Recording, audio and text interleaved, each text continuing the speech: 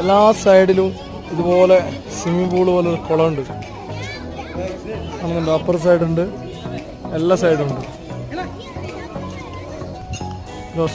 Lotus ടെമ്പിളിൻ്റെ മുകളിലുള്ള ഒരു കാഴ്ച.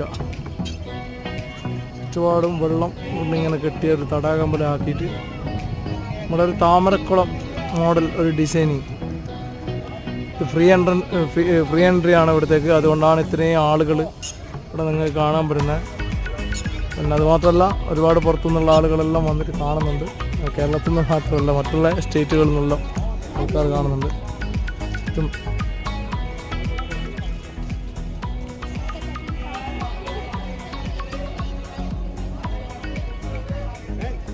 അപ്പുറത്തുള്ള സെക്യൂരിറ്റി അപ്പുറത്തോട്ടെല്ലാം കിടക്കുന്നതിനൊക്കെ ഇങ്ങനെ